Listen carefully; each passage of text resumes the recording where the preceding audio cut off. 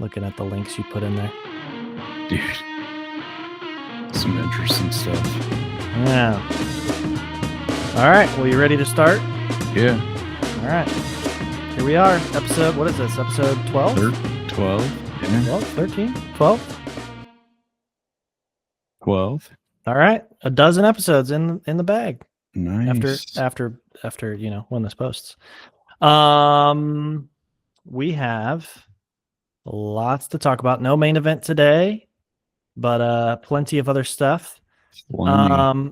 Starting off with the Trivial Pursuit question of the week. So here we go. All right, what category do you want, Tim? Let's see. Let's go with history this week. History. Okay, that's going to be yellow. Okay, let's see. Okay. Who published a message entitled Declaration of War Against the Americans Occupying the Land of the Two Holy Places in a London-based newspaper in 1996?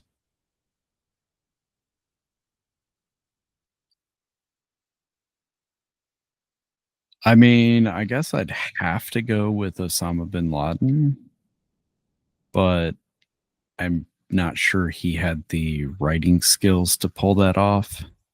So he had the money for a copy editor, you know. I mean, yeah, I'm sure he could like pay somebody to write it for him, but he didn't write that shit himself. Yeah, that's a really good guess. I was thinking some kind of terrorist too. Land of two holy places. It's got to be Jerusalem. It's got to be it's got to be Saudi Arabia, some kind of Muslim terrorist. Let's see. Oh, you got it right. Osama bin Laden. Did I really? Okay. I mean, we got to do this. We got to do the job interview. Share your screen. I don't know who his ghostwriter was, but. All right. Do you want another one? You want a bonus? Sure, bonus one. Yeah, let's go with we'll go with sports and leisure. There you go. All right, you're gonna get this one for sure. What golfer's minor car accident in 2009 set off a firestorm in the media? Tiger Woods. Got to be Tiger, yeah. And to call that a car accident, I mean, wasn't that some kind of like domestic thing? Your wife threw a club in the back window of your car and you wrecked it. Like, that's not really a car accident, is it? Yeah. Car incident, I would say. It's an incident. I would say that's more an incident. Minor facial injuries for Woods and led to a public apology, the loss of sponsors, and eventually his divorce from Ellen Nordegren.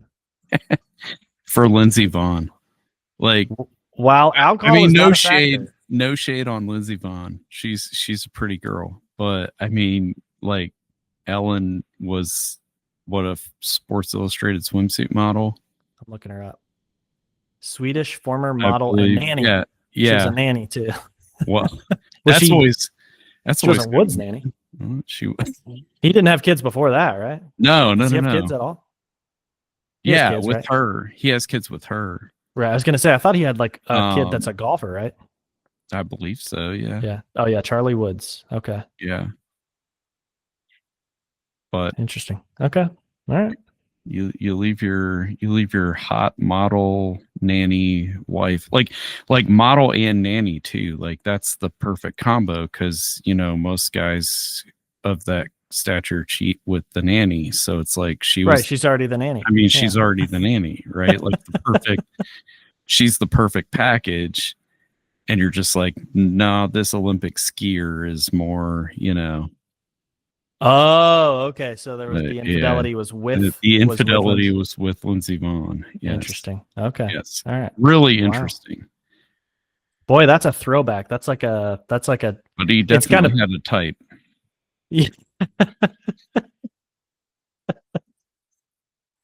All right, 2 for 2. We got an Osama bin Laden and Tiger Woods wrapped up in the same segment. That's pretty good. That's a major. All right, we're done here, guys. Yeah. Yes. That's a major aughts decade. Wow, throwback. Okay. that all happened in the same decade, which is kind of wild. All right. I saw you put on here some news that I was not aware of. Yeah. I was reading a little bit about it. Your Wolves are looking for a new boss. That's right. So looks like they found him. Apparently dissatisfied with their 2-point start to the season. Yeah, I would be too. I'm a little surprised that it's taken this long because dude was not getting it done. So, and every time I was watching a match, like it definitely seemed like he just did not, the Wolves' former manager just like was at a loss. Like just completely had no idea what was going on. What am I doing here? Yeah. I don't know anymore. Yeah, so it looks like they're hiring his name's Rob Edwards. Yep. He was with Middlesbrough. And the interesting thing when I was reading this article was it said Middlesbrough is currently in one of the top 3 spots in the championship. Right. So he actually would have had a better chance of being in the Premier League next year, sticking with Middlesbrough. But apparently, he just really likes Wolves, coaching in the Championship League, I think. Well, so apparently he was a Wolves player for over 100 matches, or he played 100 matches for the Wolves. And so that started his coaching career there, apparently. Yeah. He was like assistant coach. Apparently is more playing into the decision, which I can understand, but for sure. Plus it would be kind of the ultimate irony if Middlesbrough get promoted and Wolves get relegated, and he's just like, shit, I'm kicking myself now.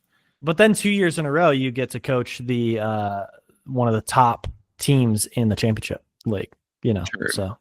But it would also be kind of funny if he got the Wolves, like if the Wolves end up getting relegated, if he got them promoted again. Right. And that's what I was going to say too, is like, I mean, you get one club promoted. Okay. Now the pressure's on to stay in. You jump on like a sinking ship, and, you know, that's a bad analogy because, you know, ships don't like rise back from the sea, but you know, you get to go back. Are you watching on a plane? Are you watching Titanic on rewind?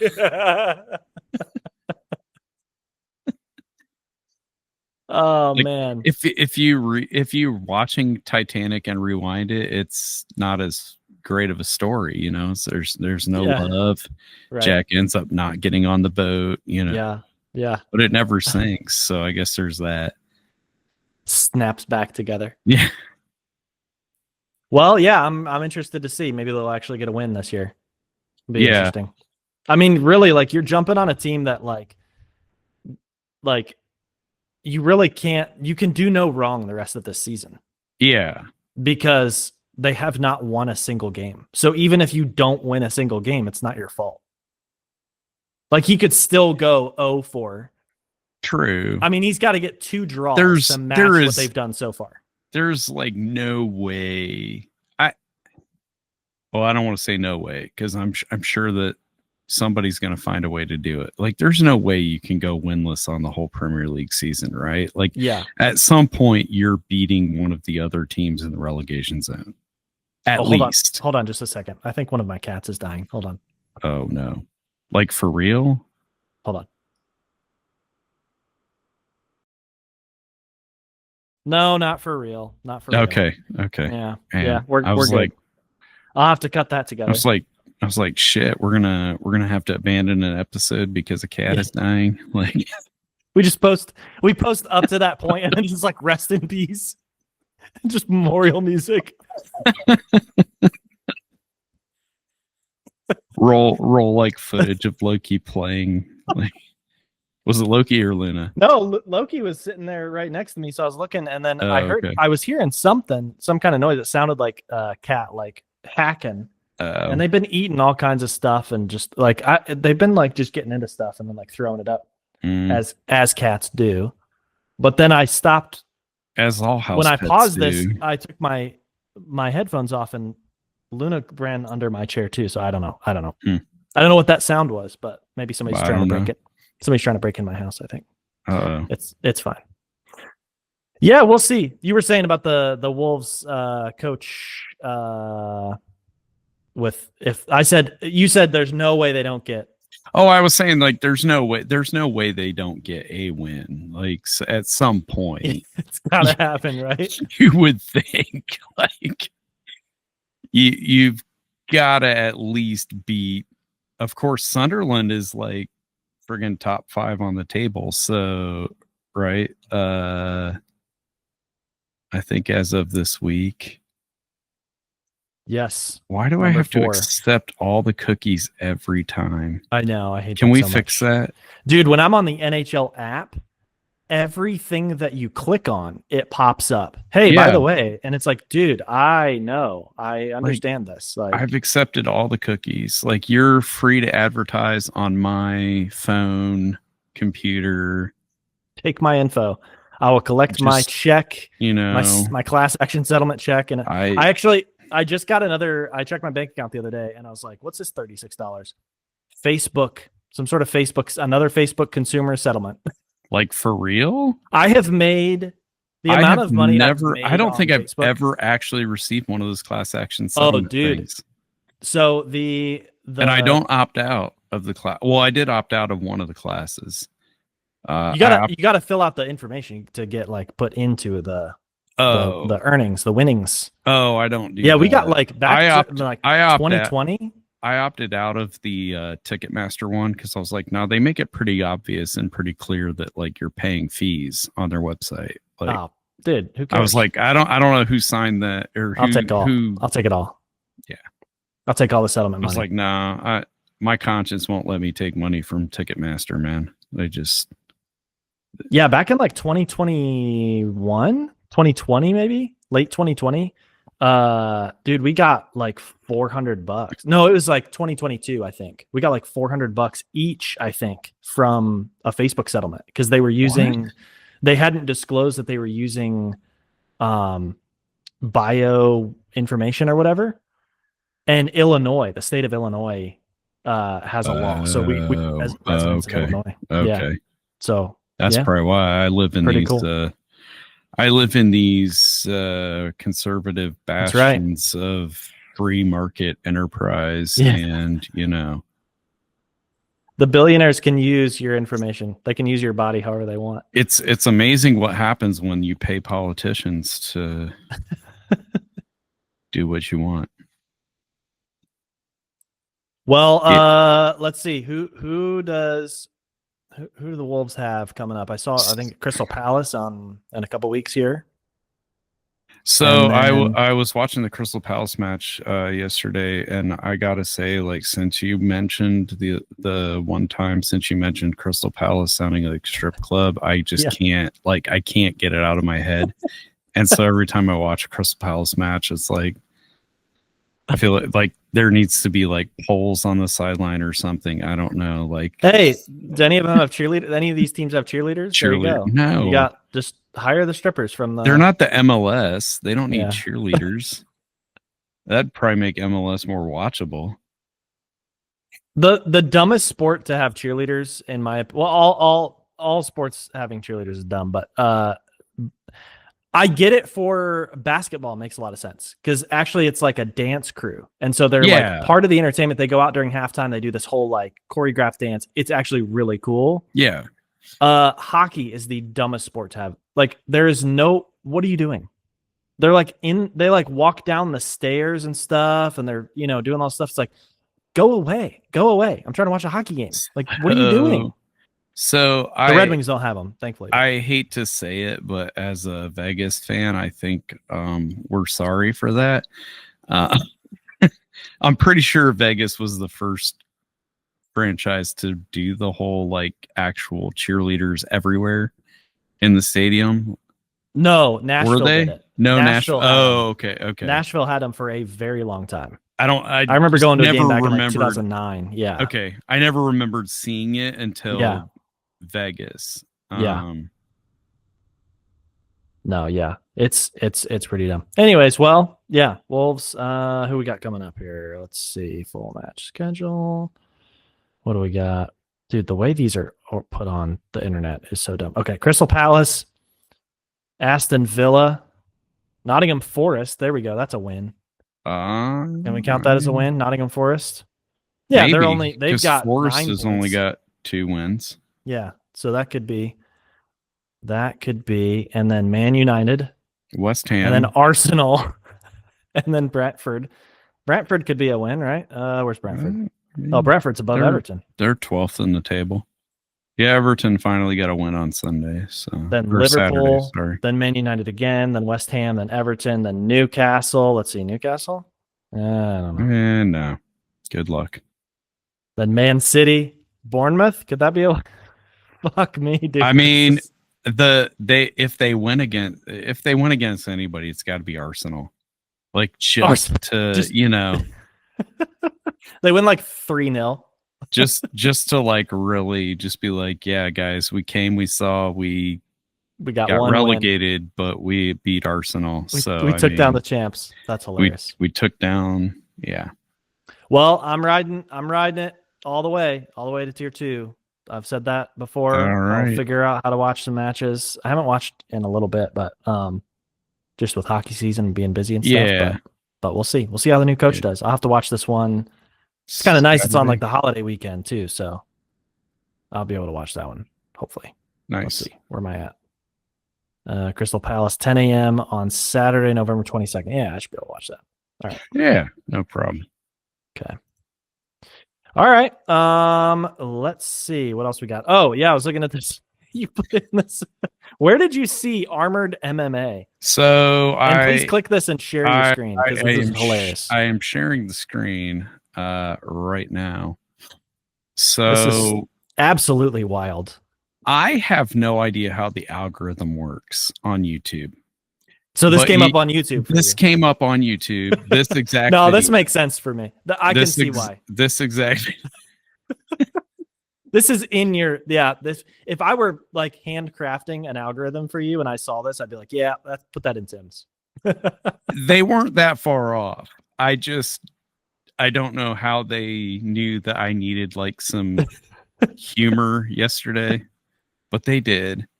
And so yeah, this popped up in my algorithm, and I don't want to play like too much of it because obviously copyright and all that, but like these guys are literally like they're in the kind of funny thing to me is instead of an octagon, it's a circle. But okay, so it's not even an octagon. No, it's not even an octagon. But they just rounded off the corners. Yeah, so it's a circle, but they still at the beginning of the fight told them to go to their corners.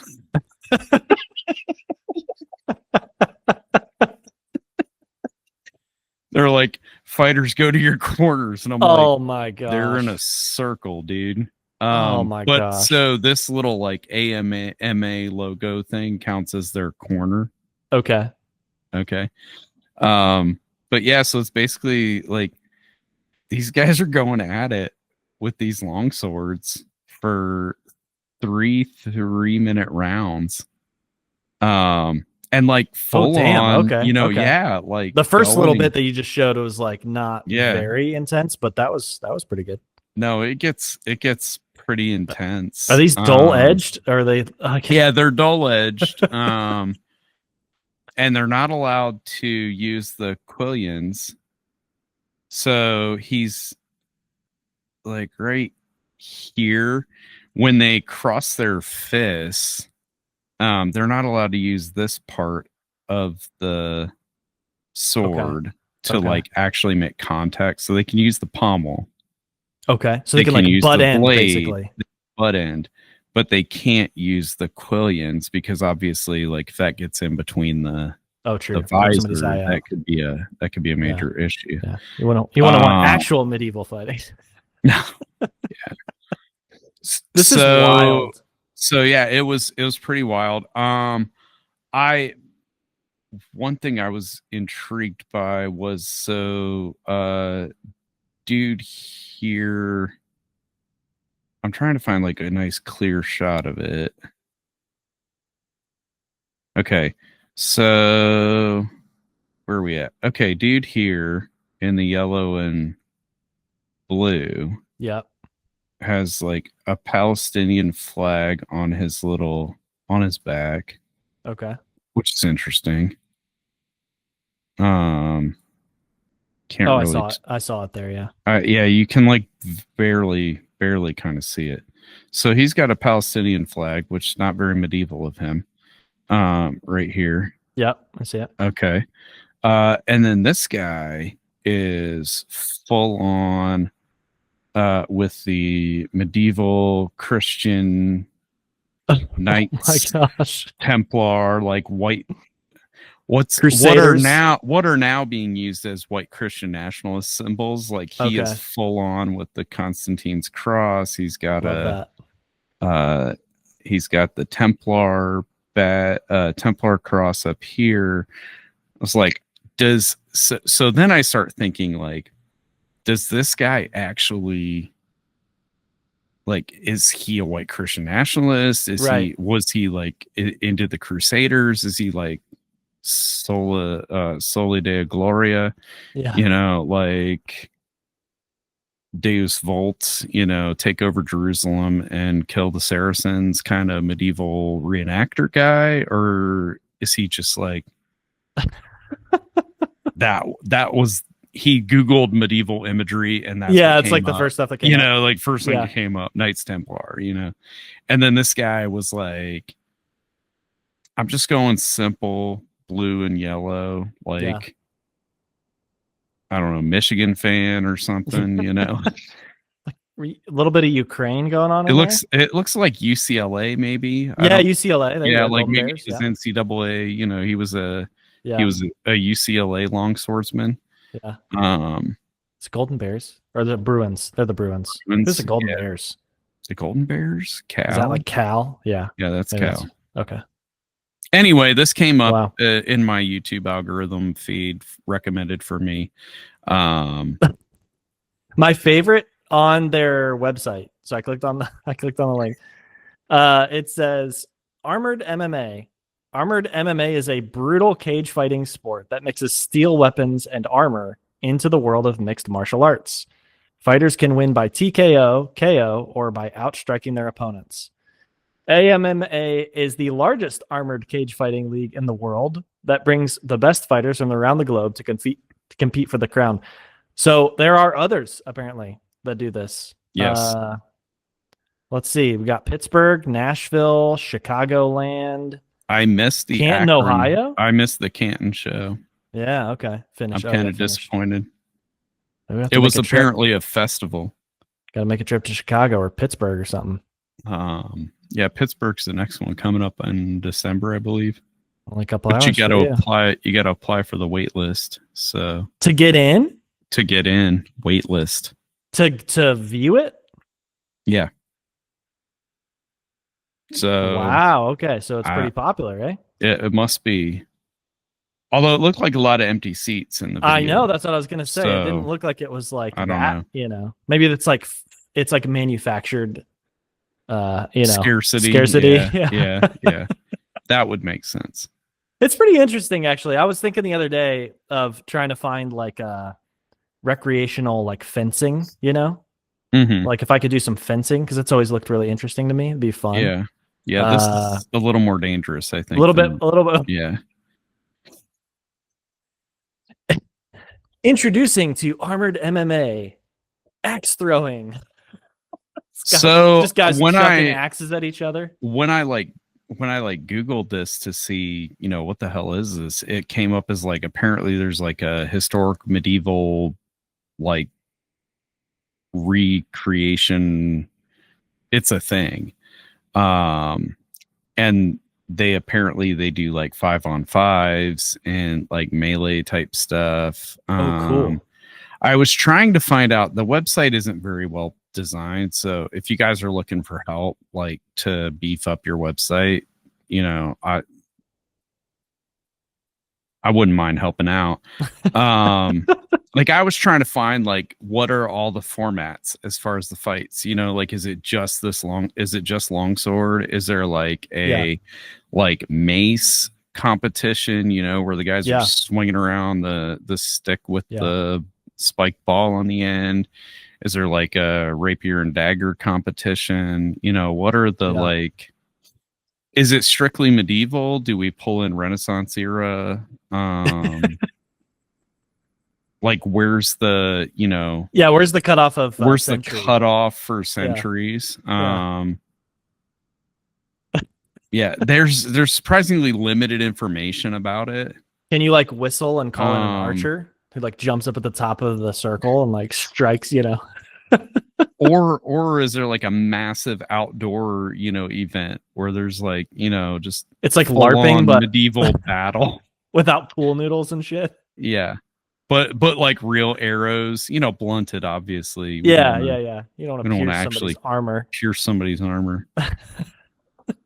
The physical fitness aspect though, I mean, like this is like boxing, but they're wearing you know, 80-pound suits of armor, so that was pretty like you think you go like you're a 200-pound dude and then you put on, because I don't imagine you weigh less than 200 pounds if you're doing this, right? You know what I want to see. Have you ever seen and if you haven't, Google it, the World Tag Championship?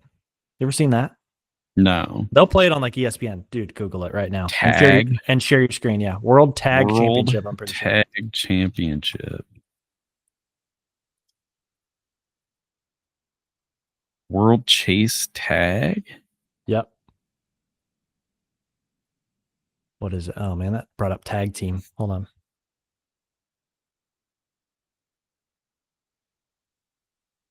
Is that it? Whoops.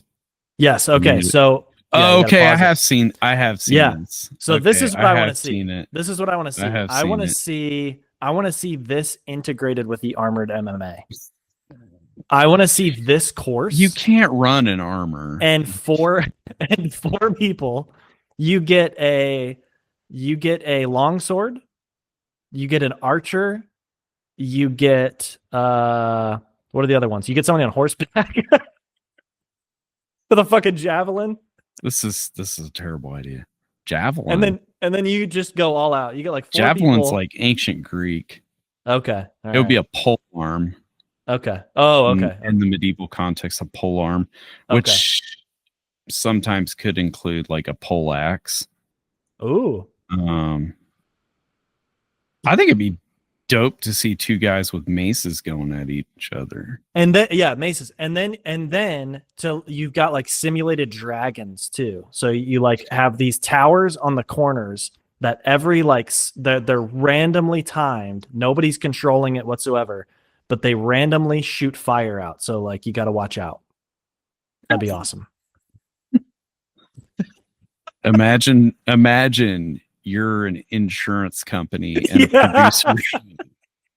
a producer is pitching this idea to you and you're just like, Okay.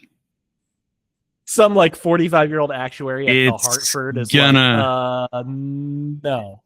And the actuary has a heart attack, and then some other actuary has to calculate like what were the odds of that guy having a heart attack from calculating. Oh my gosh. And now we're a nerd podcast. Yeah, I know. It's finally come out after 12 episodes. Oh my gosh. Wow. So MLS shootout, huh? Oh man. So I'm not gonna like share the whole video, but I will show like the kind of the quick.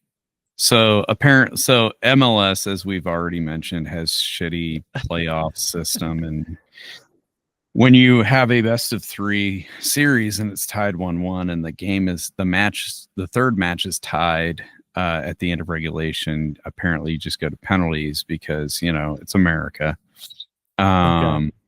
So Minnesota and Seattle went to this insane penalty shootout. I'll show the first kick because so watch the goalie here. Okay. Like how fake is this He this pretend injury? Like saying he broke his finger. watch him like he's on the ground for a second. Bam. He's fine. He goes to push himself up. Oh, the humanity. I think I broke my wrist. Like, Oh right? no. Like, oh man, he's done for the year, guys. Oh no, he needs the medic. Waving He's in. he's waving him in. This guy is like, oh shit. I can't. And He can't. I mean, he can't even feel his arm at this point. It's Okay. gonna fall off. Right. Needless to say, he does make it in for the next kick, which he doesn't say. Yeah, does not save. Because it bounces off his fingertips and into the goal. Okay. Anyway, so this is back and forth, back and forth, back and forth. Because only players who were on the pitch are eligible to kick in the penalty shootout, and it goes so long, the goalies actually have to face one another. No way. Yes.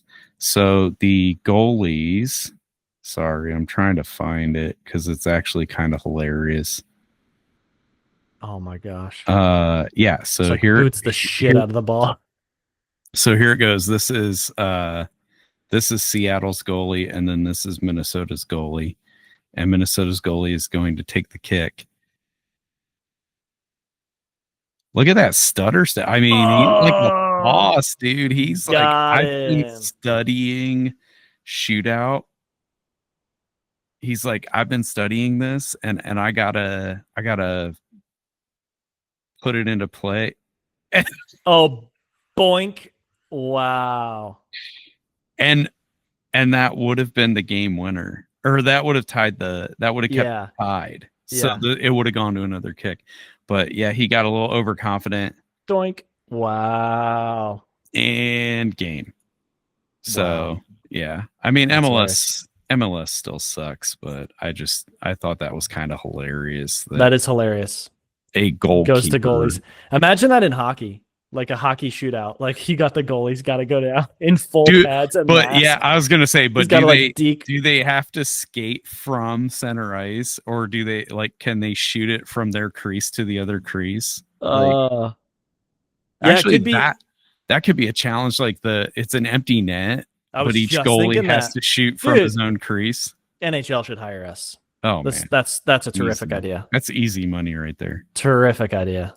That could replace the slap shot competition, to be honest, in the All-Star game. Like that. They did it one year. They did it. They had a goalie challenge one year in the All-Star skills competition, and it was like they had it down at the other end, and there was like a bigger hole, a medium hole, and a small hole, and they counted for different points, and it was pretty cool. It was very, very entertaining, and they did that. They shot it from one end down to the other. It was pretty cool. Anyways. But of course, they didn't do it again because, that was too much fun. We don't like to have fun with hockey, apparently. Nah.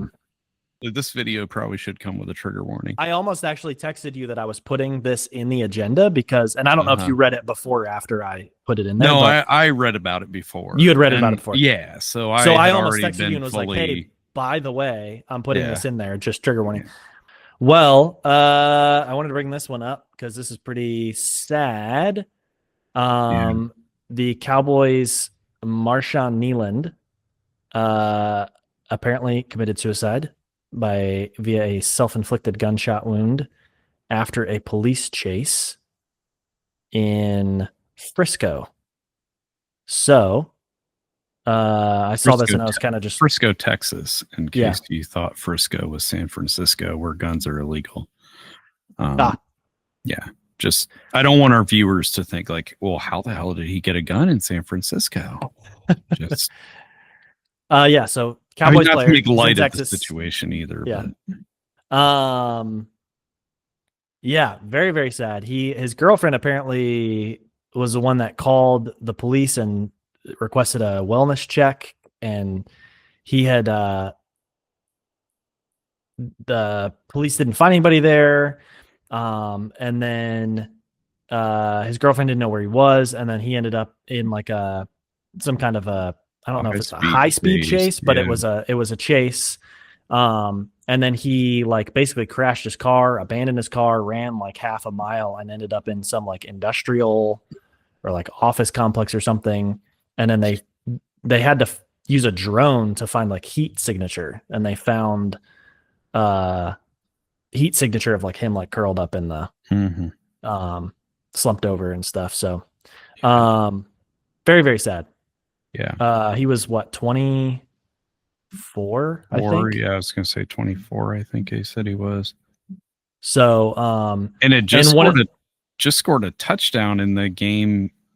yeah, The most recent game that they had played. his first career touchdown. His first career touchdown. Yeah. Um, But one of the things I read when I was reading this article was he had lost his mom a couple months before he was drafted. So I kind of wonder if that, you know, just unresolved grief and that kind of stuff still plays into it, whatever. But yeah, I don't know. I mean, Yeah. it's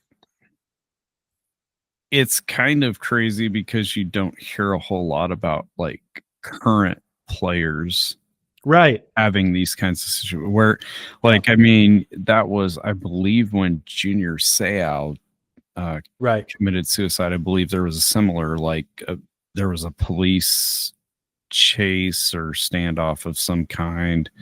And then Junior Seau killed himself. A lot of the guys who end up from the NFL who end up killing themselves, it seems like are post-career players, you know, guys in retirement. Right. Excuse me. And it's all tied back to CTE. Right. You know, Which was Junior Seau. He used a shotgun and shot himself in the chest. Yeah, and he knew, like, and it was kind of, yeah. He knew that something was wrong with his brain, that he needed that to, you know, which is interesting, like the clarity to think, like, I need to preserve my brain so they can do research on this. Right. Because like most people who are suicidal don't really think of or care about like what, I mean, who cares what they find when I'm gone? I'm gone finally. Right. You know, speaking as one who has had many a dark thought, you know, I'm not usually concerned with what they want to study after I'm gone. Right. But it's interesting to me that, like, I mean, this guy, like, kind of wasn't really well known, I don't think. You know, not a household name, and you know, unless it was outside of Dallas, or outside of Dallas wasn't a household name. Right. You know, it just kind of came out. It seems like it came out of nowhere, really. Yeah. Second round draft pick last year, so 2024. So pretty new. Yeah, and not, you know, not well known or whatever. Just in general, it goes to show that, like, you never know what other people are hiding behind, or what's going on in the mind of someone else. I mean, I think this is something that, you know, as someone who struggled with that kind of a thought a lot, it's just like the hardest thing about having suicidal thoughts is feeling safe enough to admit when you're dealing with them. Yeah. You know, and like feeling like you can talk to someone about that without them freaking out. Right. Because, like, I mean, I can only speak from my personal experience for someone who's basically been stuck in chronic depression mode their entire life, and has had suicidal thoughts off and on for I don't even know how long. Like the last thing I need for you to do is freak the fuck out. Right. Because typically when I'm like, this actually is kind of, and maybe this caused that, maybe this sparked it a little bit, but like this past weekend, I was having an episode. And so I don't know if it was like had something to do with like I read this article and then like had seen some other like that. There's a lot of ads on it this time of year about depression and so you know pharmaceuticals and stuff like that. Yeah. So I don't know. Like I mean, but just this weekend I was just like shit. Like that's it. You know, here I am. Like I don't want to do this anymore. Don't care if I live. You know, if I could die, that would be fantastic. The last thing I need is for my family or friends to be like, okay, well, we're going to the hospital and you're right. you know, like, yeah. Like I know personally, like I'll probably let you know if I need to go to the hospital. Yeah. Like if it's that fucked up, like if it's that bad. Yeah. And I think that's something that's part of the stigma of mental health problems is that like for those of us who suffer from them, you know, like not every suicidal episode is a suicidal episode. You know, like not every time I'm like, shit, this like I suck. I'm the worst human ever. I should die. I should kill myself. This is whatever. Not every one of those times is like an actual here I am having suicidal ideations and I'm like like if I have the means right now I'm gonna do it. Yeah. That said, I'm not saying don't take everything seriously. Right. You know, you don't want to leave someone who's in that situation alone. Right. That should go with us. Oh, interesting. Cool. I gotta go. Yeah, no, don't do that. Until you're sure they're ready for it. Like, I mean, like with this past weekend. So I was visiting, we were at Alicia's family's house, my in-laws. And it was like I was looking forward to it. We were supposed to be going to a chili cook-off that their church hosts every year. Oh, nice. And this is just real talk. Like I'm gonna be real honest about my mental health struggles, guys. And I, you know, whatever, if it helps somebody, cool. Yeah. So I'm looking forward to it. And I don't know, Saturday, all of a sudden it was just like I said, I don't know if it was a combination of like reading this news and then like seeing all of the like, take this pill to ease your depression. And then I've had a lot of anxiety and stress and stuff going on at, you know, work and whatnot. And just Saturday just turned out to be, you know, one of them days where I was just like, man, you know, this is just not working out for me. Yeah. And so Alicia's, you know, been there with me since we were 12. So she knows what these are like. Right. Like she stayed with me she wasn't like going to go out and leave the house for anything until she knew that I was like, okay, like I'm just going to sleep this shit off. Like, sometimes that's what it is. Like sometimes if you can just sleep.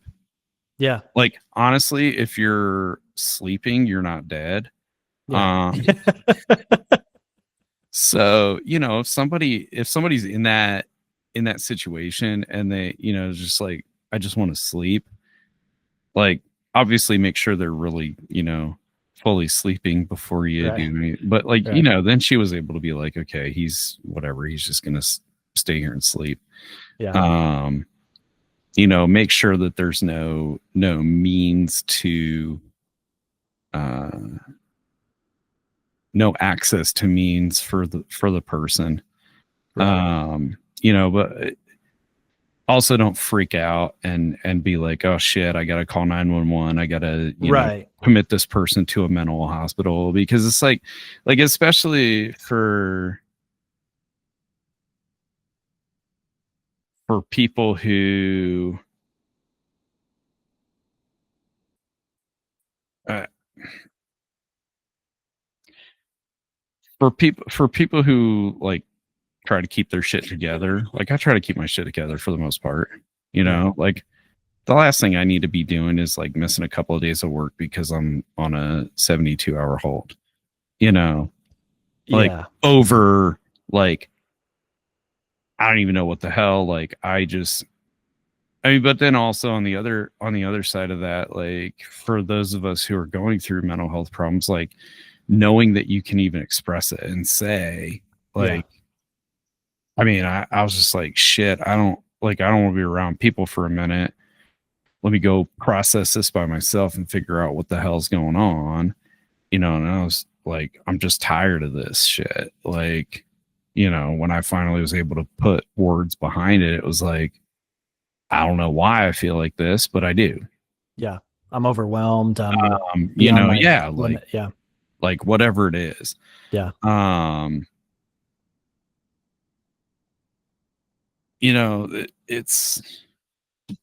It's sad that shit happens.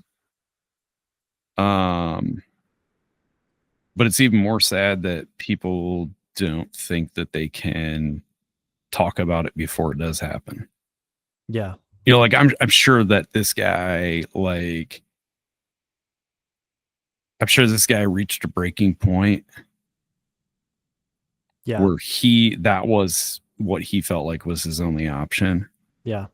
But then he also did not feel comfortable enough to tell anybody that was, right.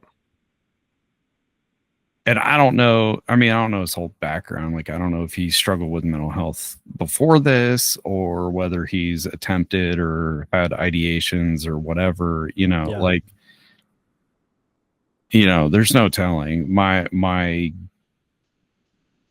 best guess would be this isn't the first time he's had ideations. Yeah. Usually it's kind of an escalating kind of thing where it's not. Yeah. Your first time having this kind of ideation is not, you're not getting you're not. Yeah. Well, and even if you are at the point of trying to execute a plan, usually the first, your first time, it's not a well thought out plan. Yeah. Although at the same time, this seems kind of hasty, like getting involved in some kind of a police chase, crashing your car, running away, like. And it may not have been premeditated. It may not have been. It may not. I mean, it may have been. He's out for a drive, having some kind of episode or breakdown, and ends up, with the police after him, and then that escalates it too, thinking like, all right, well, now I'm in big trouble. This is going to be embarrassing. This is going to be a whole thing. I'm going to go to jail. I'm going to this, that. I'm going to lose my career. Those sort of spirals of thought. I mean, that's going to lead even more so. Like, it's not easy. Like once your brain is already spiraling like that, like I speak from personal experience, once your brain is already spiraling like that, like it's not like as rational, scientific, and logical as I am, like it's not like a quick, science says like you're a dipshit because this is a temporary, chemical overload of what. right.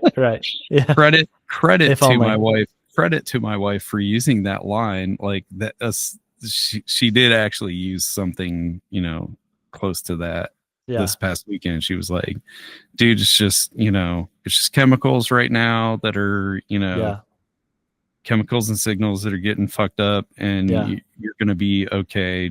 And that can help a ton, like because it does kind of get you into that, like, oh, okay, now there's like some sort of understanding of. Funny example of this, not anything to do with suicide, but literally just this afternoon, Andrew was having some trouble, just this like really, big meltdown over, I don't even know what it was. It was just whatever. And I said, Andrew, I think I know what's going on. Do you want to hear what I think? And he was like, what? He's like screaming on the floor. And I started to talk, and then he screams at me, and I was like, okay, I can't talk to you like while you're screaming at me. So then he was like, I want to know what's going on. So I said, okay, what I think might be happening is that you had donuts yesterday because it snowed and we went to Tim Hortons, got donuts. And I said, you had donuts yesterday. You had donuts today, and all of that sugar. I mean, it's like little Timbits. It's not like multiple, like full on donuts. But for him, he doesn't have a whole lot of sugar. So it's and on purpose, because this is the kind of thing that happens. Sugar fucks with your brain, which is also proven, like high amounts of sugar and stuff can lead to depression and anxiety. And so, I said, do you think, you'd want to drink some milk to help your body kind of process the sugar? He's like, yeah. Okay. So he gets up, drinks some milk, and then he's like, good. And I was like, and then I started playing along like, okay, this is like magic potion. It's going to help you out. And he was good. But it was like this kind of, whether or not that was it, it was like, hey, something's going on in your body. This might be it. But whatever you're feeling is a lot bigger than the actual thing. And like, we can talk about the actual thing and figure that out. But like, let's get through the big, big, big mess of emotions and stuff like that. But so kind of funny too. Like I also have dealt with suicidal ideation for as long as I can remember, to a point where, and like, I know you have, like I've known you have for forever, as long as I can remember too. Yay, genetics. I know. And so I literally, until I was like literally 29 years old, I did not realize that this is not an everybody kind of thing. I had no idea that there are people out there that just simply do not have thoughts that they want to kill themselves. Like, I thought everybody went through that, like at one point or another. Yeah. And I was talking to one of my friends, and he's like, no, I've never. And I was like, you've never wanted to kill yourself. You've never, like, come on. You've never been walking over a bridge and thought, exactly. Seems high enough. Been on a hike and stood at the edge of a cliff and gone, yeah, I could do it. Like, come on. And so, open up the knife drawer and all right, here we go. I mean, like, and now so we're definitely, this video probably should come with a trigger warning. Yes, I'm gonna definitely put obviously. Yeah. I mean, because like we tend to make light of it because obviously, like you said, like, I don't remember a time when I wasn't. Right.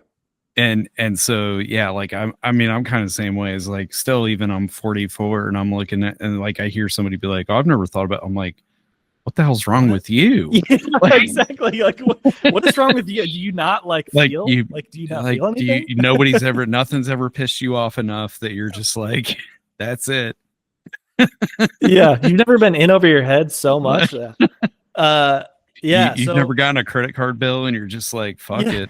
That's a big one for sure. Yeah. I mean, the finances is a trigger, I mean, whatever your triggers are. But sorry, I didn't mean to derail that. But. No. I almost actually texted you that I was putting this in the agenda because, and I don't know if you read it before or after I put it in there. No, I read about it before. You had read about it before. Yeah. So I almost texted you and was like, hey, by the way, I'm putting this in there, just trigger warning.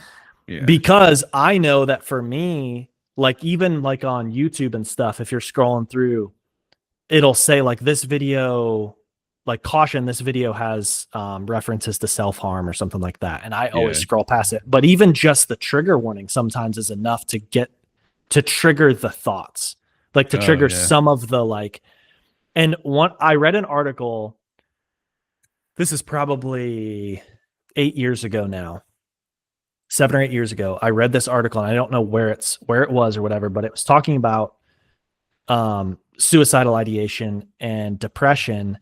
And whoever was being interviewed or whoever was writing the article made the analogy that has stuck with me. And really honestly has helped me a lot when these thoughts do kind of surface, that this is like a fly in the room. It's like sitting in a room and there's never a moment where the fly's not in the room. Mm-hmm. But sometimes it'll just like buzz by and you're aware of it. Sometimes it lands on you and you're just like, okay, I got to get this off, whatever. Mm-hmm. Sometimes it's off in some corner or off in the window and you have no idea it's even there. Yeah. But it's this thing that just is buzzing around the room of your head. And I don't know if that makes sense to you, but it made so much sense to me. And I was just like, okay, that's exactly what it is for me. It's not this thing that I'm like, where I'm constantly feeling depressed or I'm constantly feeling anxious and I'm always kind of on the verge of like, ideation or anything, but it's this thing that's always there. And there are so many things that can trigger it that a lot of which I'm not even aware of, but I have to just kind of be like, okay, and I've been better in the last few years than I have been in a long time, but like where it just becomes this, it's kind of this ever present thing. It's not a thing that's like here, for this period of 3 months and then gone for 9 months or whatever. It's this thing that's just kind of always there, but in different degrees of intensity. Yeah.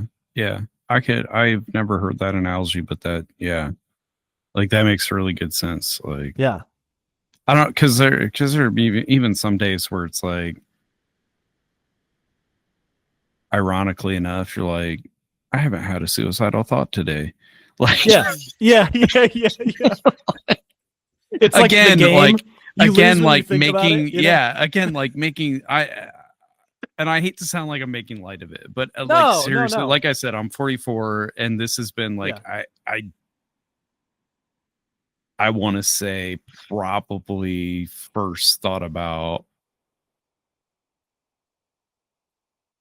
seriously thought about killing myself probably for the first time when I was around like 8, 9. I was gonna say like 6 or 7, something like that. Probably younger than that, but I don't remember. It's just, someone has been with you that long and you just you take Prozac and you take anxiety meds and you deal with it. But yeah, I mean, if you're a person like us who's been fighting the fight for a long time, keep fighting. Mm-hmm. At some point, maybe you'll have a podcast that'll be super successful and reach 4 people a week. And at least give you something to laugh about. I mean, and if you're a first timer, hopefully it is just a first time thing. Cause there are a lot of people who legitimately, they do have depression for a short period of time and then it's over. Yeah. Good for you people. Right.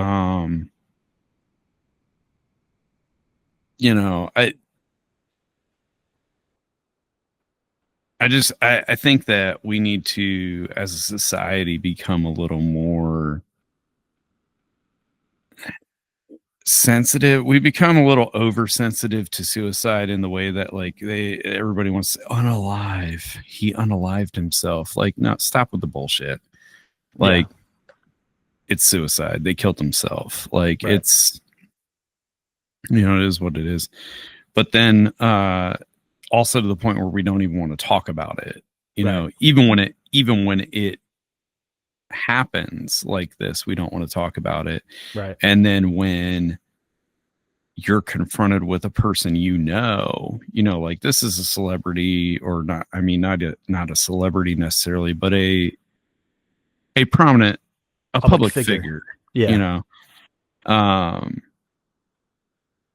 a lot of people don't want to talk about it, or they want to talk about it in like these tragic hush, oh my goodness, we never saw this coming. And, what could have been going, like, stop trying to dissect it from that perspective and start looking at it at the macro, like societal level where we can say, obviously he was not comfortable enough being able to talk to somebody about how he felt. Right. And that's the That's the real tragedy. Yeah.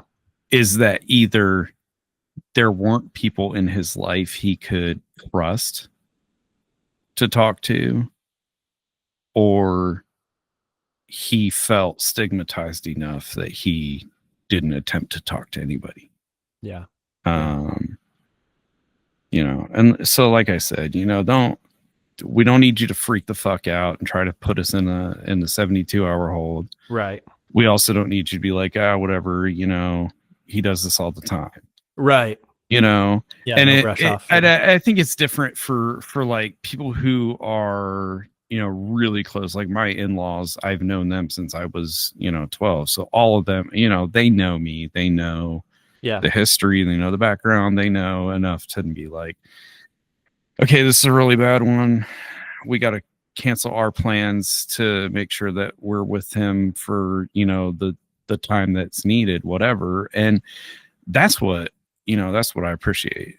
For sure. You know, is flexibility and being able to, you know, the last thing I want to do is be a drain on somebody's plans. Right. But at the same time, you know, I'm grateful that people care about me enough to say, you know what, fuck it. Like we can change things up. Yeah. We can switch things up. Yeah. You know, and even as someone who struggles with it, like I can be there for somebody else who's struggling with it, you know? Oh, for sure. Because maybe their time and my time aren't gonna, you know, sync up. So yeah, you hope not. You hope not. Yeah. So I mean, like obviously if any of our listeners out there are feeling this kind of way, there's resources out there. Find some help. Yeah, I believe 988. 988. Yeah, I was going to say 988. 988lifeline.org. If you're lucky enough to have health insurance, check with your insurance provider. Right. Yeah. I know mine provides mental health services as part of the regular, like, yeah, a lot of them do now. The regular copay. Yeah. So text a friend, call a friend. Yeah. One of the best things I've ever heard is go outside and dig a hole. Okay. Just go dig a hole. You know, not for yourself. I was going to say, if I did that, I would be imagining myself at the bottom of that hole. Just go for a walk. So, go for a mental health walk. Get yourself active. You know, outside, fresh air. Go for sunshine. Yeah. Have you seen the Super Mario Brothers movie? No. Came out. I don't remember. It came out a couple years ago, last year, whatever. Anyway, there's a character in there. So at one point they're like showing like all the characters that have been captured by Bowser, and they're like prisoners on Bowser's airship. And they're like hanging over a lava pit, and one of the characters is a star, and I guess his name is Lumily, and I don't remember which game it's from, but anyway, so it's like the whole time is like very dark humor comments, and then finally like its cage is being lowered toward the lava, and it says, the sweet release of death. And that is like my favorite line from that whole movie, and I know it's not supposed to be, but it is. Oh my God. And I want like one of those character plushies, like monogram with that. The sweet release of death. Yeah. Anyway, we should probably move on to stupidity. Gosh. Speaking of mental illness, yeah, a real mental illness that's plaguing the country right now is Donald Trump's narcissism. Yes. How's that for a segue? Yeah, there you go. Yeah, Trump Stadium in our future, I guess. So that's fun. Over my dead body. So everybody just loves to just, you know what, do the dude's bidding, I guess. And like, what are people expecting, I guess, out of this? Like, okay, you're going to name your stadium after me. First of all, by the way, he's doing it because the previous stadium was called RFK Memorial Stadium, Robert F. Kennedy Memorial Stadium. That's the only reason he even had the idea. He's got his name on a bunch of buildings anyways. Why RFK? Because it was of the FKs. Of the FK family. Of the FKs. RFK RFK. Memorial Stadium. I Let mean, me look it up. I know he was a hell of an attorney general, but It was opened in 1961, yeah. which is before he died. He died in 68 or 70. Well, it wasn't named. It wasn't 1968. named RFK Memorial until after. Right. Yeah, obviously until after he died, but still. And I think because maybe it was like kind of somewhat newer. It was called District of Columbia Stadium, so it didn't have like a name. And then after he died, maybe that was kind of his memorial, obviously. But his brother, who was the president, that's true. Died 2 years after it was. I don't know. That's interesting. That's RFK what I'm like saying. That's of fan? the FKs, of the Fitzgerald Kennedys, you know. Of the FKs who have been assassinated. I can think Robert is Robert Francis, by the way. Francis. Well, yeah, I know. It's John Fitzgerald. Robert. Obviously, Francis, it'd be weird to have brothers with the same middle name. Yeah. This whole capitulating to Donald Trump thing is kind of starting to piss me off. And by kind of starting to, I mean like since 2016. And by piss me off, I mean like seriously want to call fully for another enraged revolution. Like first of all, president, and by president we mean like he won the electoral college, and yes, he won the popular vote, but it's because a lot of progressives and Democrats for some dumb reason felt compelled to sit this one out. And so I think they should be the first to gulags. Those of us who actually voted, we should be able to, you know. Okay. Like, all right.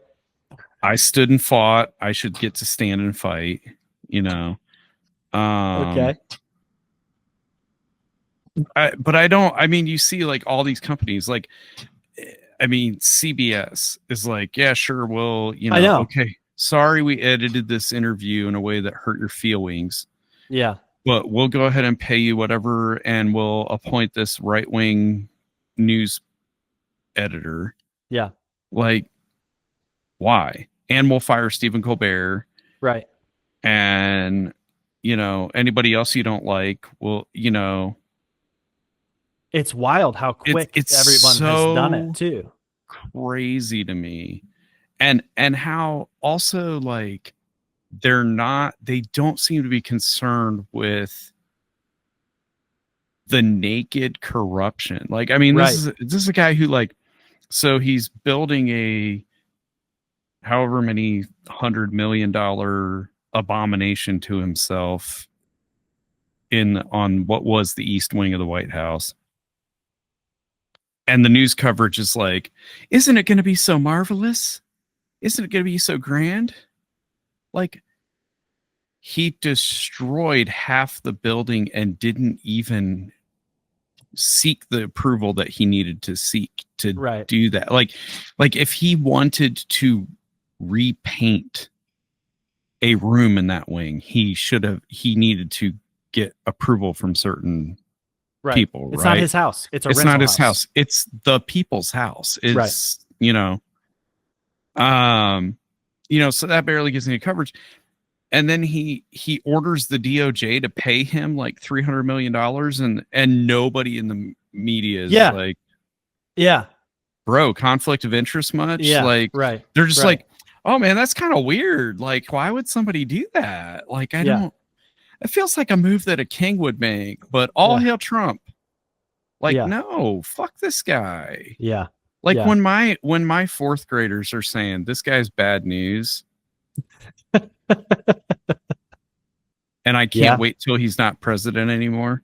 Yeah. And I have to bite my tongue because I'm technically not allowed to talk about politics in school. Okay. You know, I could talk about history, context of history and social studies. In the context of history and social studies, we could say like, okay, these are some choices he made, but I can't say like, yeah, the guy's a total fucking dumbass. And I couldn't agree more that he needs to not be the president. He should have never been able to be on the ballot, let alone be elected. let alone be sworn in, Yeah. let alone now take us down the slide toward authoritarianism and, cronyism and whatever else. Like, and the thing to me that really upsets me about a lot of these corporations is like, you've already got pretty much everything you want, like, Yeah. Right. Google, you already have like no regulations on anything you do. Right. There are no guardrails on your, go ahead, take this video down. It's violation of, nothing. Like, you can do whatever the Well, it's fuck going to you be want. and it's going to be on a Google owned, Alphabet Google Exactly. owned platform. And those guys the same way. It's like, exactly. Oh yes, sir. We'll take down, then it's like, oh my gosh. So yeah.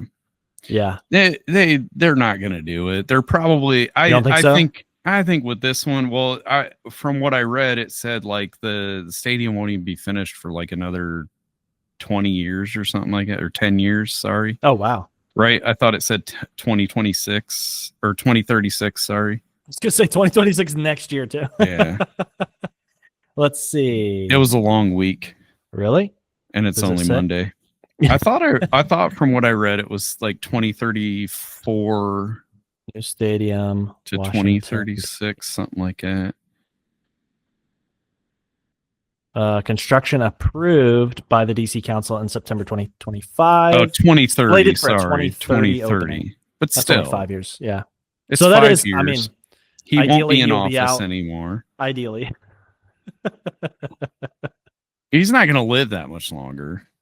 I mean, the dementias. Well, of course, the dementia's definitely already set in. Dementias, his speech patterns and stuff. I was like, oh, I've heard that before.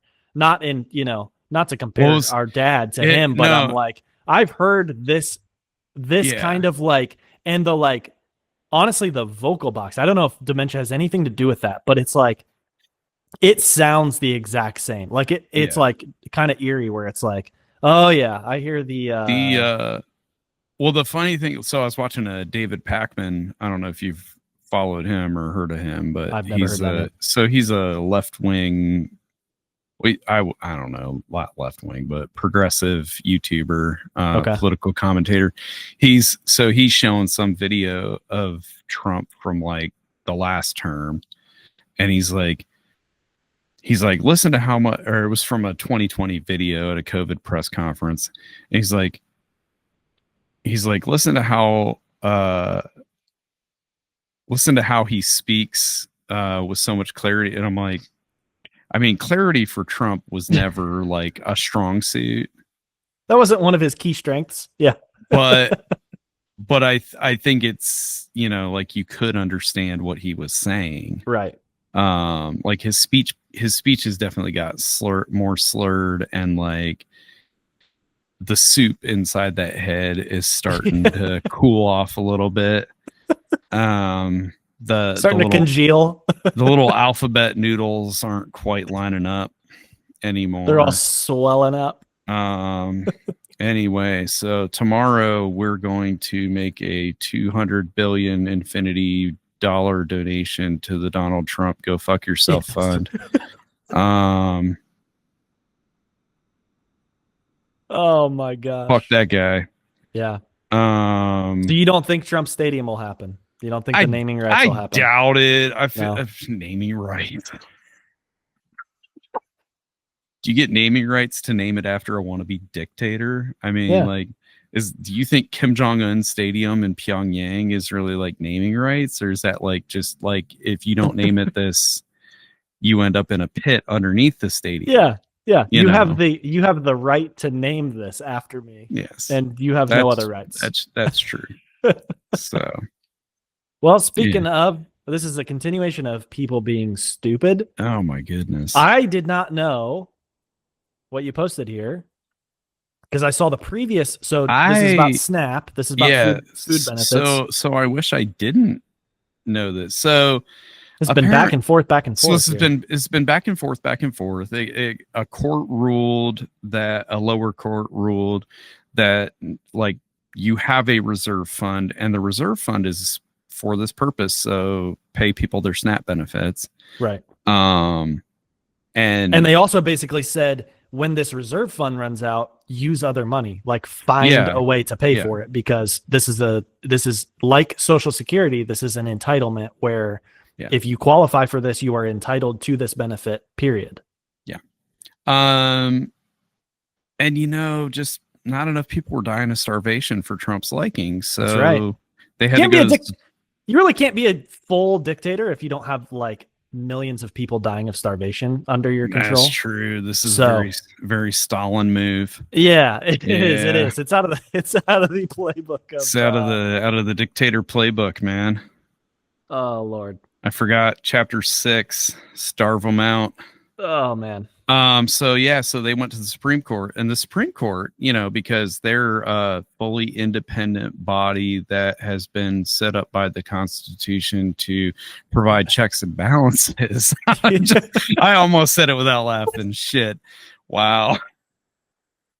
We turned into a political show real fast. Yeah. Anyway, so they were like, no, fuck those poor people. They should have been born rich, or they should have at least gotten donors to pay for their vacations like we did, Clarence Thomas. And no, they can't eat. You know what? Yeah. If they can't afford a turkey leg for Thanksgiving, let alone a full turkey, fuck them.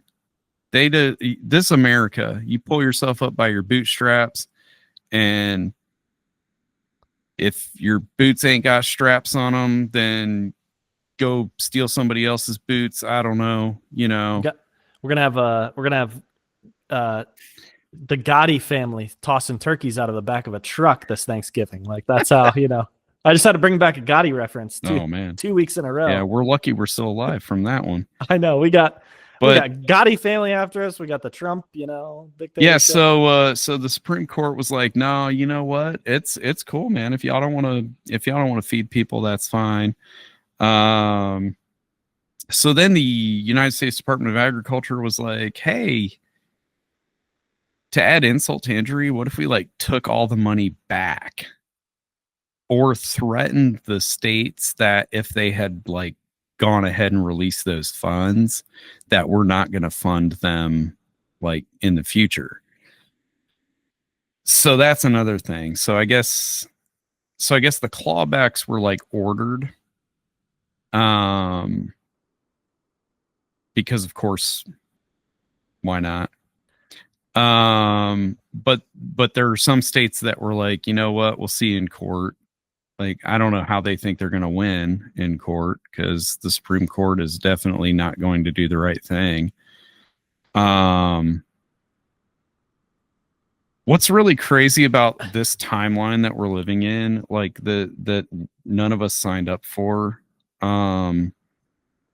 is that the exact system the founding fathers revolted against and established a constitution to prevent, right, is now being thwarted and exploited from within, because the people who have the ability to put an end to a lot of it in Congress are like, I want power. Right. Power is standing up to someone who's violating the rule of law. That's what power is. Power is not putting your head so far up his colon that you can read his thoughts. Yeah. It's not, it truly is nuts. And even down to like judges wanting to be appointed to Supreme Court or appointed to a higher court or something like that. Everybody has incentive. This whole system is designed to put checks and balances, but what it's actually done also is put incentives for people to earn favor. Yeah. It's because they know they're going to get paid off by getting an appointment to this, or, this position, or an endorsement in this election, or whatever. And it's weird how democracy went to broligarchy real fast. Broligarchy? Broligarchy, like bros. Because it's a lot of, Yeah. I mean, it's a lot of like, you scratch my back, I'll scratch your back. You know, like politics has become like almost a closed loop Yeah. of the same jackasses in both Yeah. parties getting Oh, reelected year after year after absolutely. year. You know, I mean, like just at some point, I mean, I saw good news the other day that Nancy Pelosi's not seeking reelection. It's like, well, that's about 40 years too late. Yeah.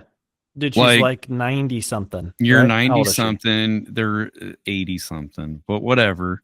They're weekend at Bernie'sing you to She's the 85 years old. She was 85 born years in the old. year 1940. Yeah. Fucking dude, that's like we weren't even in World War II yet. The United States was not even involved in World War II when Nancy Yeah. Pelosi was born. Yeah. That's mind-boggling. And she's still in office. And how much has, well, I mean, Dianne Feinstein was hanging on. I mean, she's in a wheelchair. Who knows whether she was actually alive or not? You know, some of those Fucking times weekend at Bernie's pushing her up. people. Yeah. And I mean, it's like, I don't care who you are. Like, it's a democracy. Our system is set up to allow people to represent other people. Okay. If you are no longer being effective at your job, you should have the integrity to say, I'm no longer being effective at my job. Yeah. But that's the problem too, is it's been turned into a job. It's been turned from public service into a job. So anyway, more people being stupid. Yeah. Well, wouldn't you know it? I didn't read this, but it tracks. All I saw was Antonio Brown, and I was like, this is going in the people being stupid. Yeah. I'm starting a new agenda. Antonio Brown captured in Dubai by U.S. Marshals on attempted murder charge. The ending we all expected, honestly. Dude, I don't know if this guy has always lost his mind, like he's never had it, you know, or if he got, because of his success in Pittsburgh, like because they were, I mean, he was dominant out of nowhere too. He was not, I don't remember ever hearing about him until all of a sudden he's just dominant. And then he was the absolute most arrogant prick. Like, yeah. And it was just like, dude, you're good, but like, you're not like, do whatever the fuck you want good. Like, nobody's like that, you know, you're not like above social norms. Yeah. So yeah, apparently attempted murder. Yeah. Who do you try to?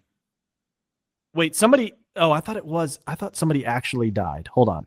No, it says attempted in the thing. Okay. I thought someone actually died. Anyways. Yeah. Wild. So there was some altercation after a boxing event, and he claimed that people jumped him and all this stuff trying to steal his jewelry. And then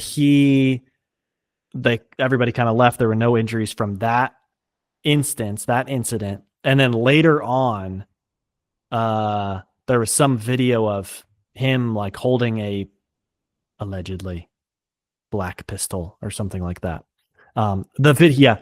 After he was separated from the fray, the video appeared to show Brown holding a black pistol as he pursued one of the men. That's never gonna turn out well. So yeah. Wow. Arrested multiple times in 2023 on warrants accusing him of failing to pay child support. Yeah. In May 2024, filed Chapter 11 bankruptcy, showing he owed $3 million to 8 creditors. So didn't he also wasn't he like accused of sexually assaulting a massage therapist? Yeah. I mean, wow. So stand-up guy, Antonio Brown. Definitely. People being stupid. My next one is hilarious. It was so it is. cringe, And dude. I'll so I found the video. Were you ever able to find the video or no? I think it was in the article. I think I saw like a little tweet or something. You're gonna share your screen and do it in the article, but oh, yeah, it's here. so cringe. Oh man, this is so apparently good. this dude was getting like cyber bullied. Like there were people in his DMs like talking shit about him, saying he sucks at football and all this stuff. And then he posts this video. Is it talking shit if he actually does suck at football though? I mean. What you need to do, Garrett, is your ass need to stop hating and go get you some money. But since you ain't got nothing, you can go ahead and you can count mine. Let's go. First of all, can we talk about how he looks like Dollar Tree Tim Tebow? Let's count. Let's count. Let's count. Let's count. Dollar Tree Tim Tebow. Come on. Keep counting. And judging by his stat line, he plays like Dollar Tree Tim Tebow. Now he gonna make a video about me. Oh yeah, he's gonna count it, Tim. Count him. Don't lose count, Garrett. You got no money. Don't lose count, Garrett. Don't lose count, Garrett. Straight hundreds. Straight hundreds, Garrett. Don't lose count, Garrett. Also, like, so I had to look him up. He's from Georgia. He's from Atlanta. Okay. Well, he was born in Atlanta. I don't know a whole lot about like Georgian geography, but yeah, he was born in Atlanta, but he went to high school in like some, I don't know. Like it says he oh man. Anyway, I looked this up earlier. Anyway, like his whole demeanor is like don't lose count. Come on. Don't lose count. I've already lost count, but I'm also pretty sure that he should have filed a what's that one form you have to fill out if you take out more than $10,000? CTR, currency transaction report. Oh man. Man, your ass can't count. Ooh, Garrett. Hey, what your ass need to do is stop hating and go get you some money, Garrett. Go get you some money, Garrett. Go get you some money, Garrett. Go get you some money. Go get you some. Also, as a teacher, I'm kind of jealous that a college graduate has straight hundreds on the floor. Money. Straight hundreds. Go get you some money. That's your whole monthly paycheck right here, Garrett. Your whole monthly paycheck. That's like that's a lot more than that, dude. But for a guy with that much money, like, why is he living in a shitty, cheap ass apartment with carpet from the 1980s? Millionaire next door looking ass. My goodness. That's your whole monthly paycheck, Garrett. It's your whole monthly paycheck. I bet Garrett don't even make that in a year. Go get some money, Garrett. Go get some money. I don't know how much that is. That's what you need I need to do. AI Go get to some help money, me count Garrett. this. Go get some money. Fuck, boy. You know what's wild? Most problems in this world have complicated roots and no easy fix, but yours, miracle cure. 2 words, shut up, just try it. Let silence do its thing. Okay. Okay. Just autoplay the next video. Yeah, by the way. No, so I did a little research on this guy. Zach Calzada. Yeah. I don't know how you say his name. Okay. I should probably learn it because I'm going to be saying it for That's the next right. 5 minutes. That's right. So apparently he went to Texas A&M out of high school. Yes. Played 3 games. Was then redshirted his freshman season. In his sophomore season, started 12 games, threw for 2,100 yards. Then transferred to Auburn, but injured his shoulder and did not play. Okay. Then transferred to, it's called, I guess, University of the Incarnate Word in San Antonio, Texas, like a division. I don't even think they have a division school. Division 6. Played 9 games with 8 starts. I might make sure let's say count it, Garrett. Threw for 2,300 yards and 18 TDs. Okay. Then in his senior year at University of Immaculate Word, or Incarnate Word, whatever the hell Catholic University College it was. Now I've managed to piss off 1 billion more people. He started the whole season and passed for 3,791 yards and 35 touchdowns. Okay. Like, I don't know what the level of competition it says they're in the Southland Conference.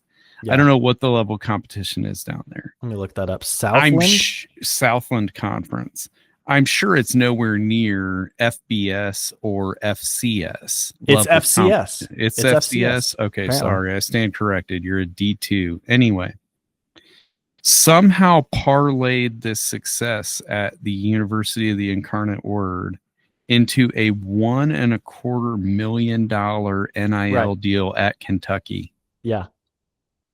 Where he has managed to do nothing. Yeah. Yeah. Because I guess he's like a backup, right? No, I guess he's been benched this season because he sucked and then he injured his shoulder. Okay. Was what I read in the ESPN report on him. The official University of Kentucky football page is trying to pretend like nothing's happened this year. They're talking about like he's played in 38 career games, 23 at Incarnate Word and 15 at Texas A&M. Like so, dude, they obviously this has college. Not been updated. We'll do something else, man. This is giving big like 19, 20-year-old dude who just like keeps going to high school energy. Like, did you have that guy in your high school? It was like 20 years old and he's just like still there. Nope. Okay, I did. No, not that guy's not always trying to like. Not he's like Napoleon. Always friends with the freshman girls. It's like, dude, you gotta go, man. You gotta go. You gotta get out of here. Yeah. So I don't know, man. I mean, how? Just how? Count it, Garrett. Count it, Garrett. Who is Garrett though? Too. You know what? Fuck Garrett's the guy who IM'd him. No, I know, but like, Garrett, okay, why you're saying like your time who the fuck are you? Trash talking this guy, and like you're talking shit in the DMs of a like 7th year college quarterback. Like, what are you doing, man? Hey, lots of people go to school for 6 years. Like, go do something else, man. All right. But thanks, Garrett, for posting the video because we all needed that. You gotta know that shit is hilarious. First of all, you gotta know anything you're putting in writing or sending to somebody else is going public. You gotta behave like this is going to be posted. Oh, especially in the day and age when like everything is forever. Why are you sending your bully? But like fodder to just drown you. Like, this is so dumb. But I like, what is he getting his degree in? You know, and I'm talking about Zach. I'm talking about Zach again. Like, what is Zach going to do? It did say that on his. I'm pretty sure he's getting a degree in playing quarterback. Like, it's like. Well, he's not doing very well at it. Doc. You're about to get a video from this guy. To get a video from this Count guy. at 10. Count at 10. Straight hundreds. Straight hundreds. I'll post the teacher comeback. It'll be awesome. No, so on his University of Kentucky bio page, it says after football, his dream job is to be a Fortune 100 CEO.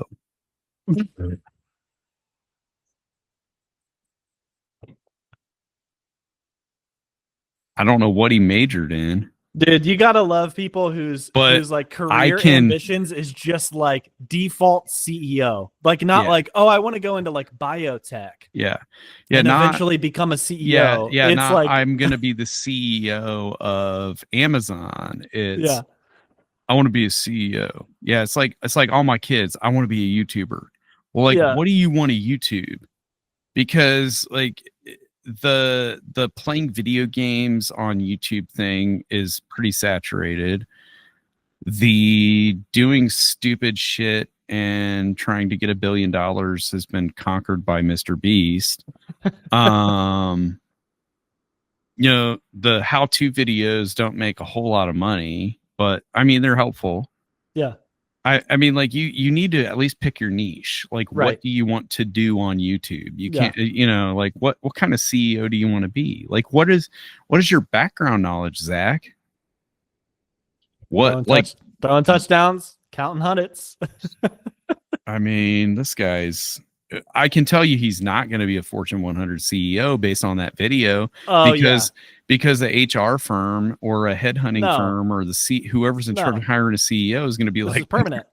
This is permanent now. Yeah, exactly. This is permanent on the internet.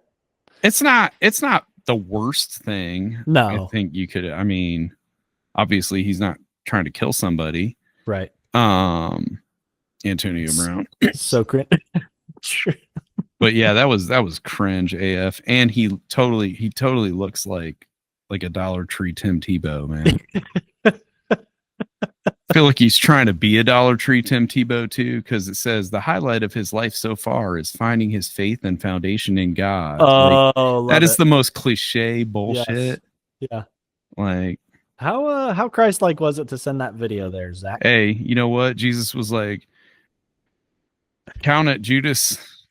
It's like rolls back the stuff. Yeah, Judas. Yeah. 30 pieces of silver. What? Count it, Judas. You can't even count to 30, Judas. Can't even count. Oh man. Anyway. Straight. What are they? Straight hunnits. Straight denarii. Yeah. Anyway. Oh man. All right. Well, that's that for people being stupid. That's that. We should have people like nominate stupid of the week. Yes, somebody from their life that's just being stupid or something they heard of. Yeah. Like their hometown stupidity. Like send us the ultimate dumbest shit that happens. False start at home. Yeah. In your hometown. In your hometown. Yeah, there you go. Yeah, that's a hell of a false start at home, man. Way to go, Zach. Yeah. So 2-minute warning. All right, yep. Locker room talk. All right, locker room talk. I did. Parents at amateur sports events. Parents at amateur sports events. Parents, huddle up here. We need to talk. Parents, okay. Get in the locker room here, parents. Have a seat. So I had mentioned I got to go to a lot of high school football games this season. Got to go to the first high school football playoff game I've been to in 26 years, right? They made playoffs, huh? 26 years, yeah. So Pick North made the playoffs, right? All right. Home game. Ooh, home field advantage. Okay. Home field advantage, higher seed. Came out looking like garbage. Okay. Coach was making some bad calls. Okay. Team wasn't playing super great, but I mean, they're high school kids. Whatever, right. Man. The stage got too big for them. I don't know. Yeah. So in the fourth quarter, it's getting fairly close. Like they were down 17. Let's see. They were down 17-0 at one point. Oof. I think got it down to 17-7 at the half. Anyway, so they got it within a field goal. In the late third, early fourth quarter. Parents just losing their shit and yelling and screaming at their kids. Okay. And one parent was so bold as to walk down from his seat in the bleachers. Oh no. Walk down like as far down in the bleachers as you can get without going to the track. Like, cause high school stadiums, you got the track and then the field. Walked down all the way down the fence and is yelling at his son on the sideline because his son is not in the coverage that dad thinks he should be in. And his son yells back, to paraphrase here, oh, jeez. You don't know what you're talking about. That's going to be an interesting car ride home. Well, yeah, but I mean, like, dude, good for the kid though to stand up. Good for the kid for standing up to his dad. Yeah. Yeah, but I mean, like, why should he have to be in that position? Like, Dad, calm the fuck down. Yeah. Yeah. That's Like, a conversation afterwards, or all just the not at dads, all. but all the parents. I mean, like, you got moms yelling at their boys. Like, this is, first of all, they're not.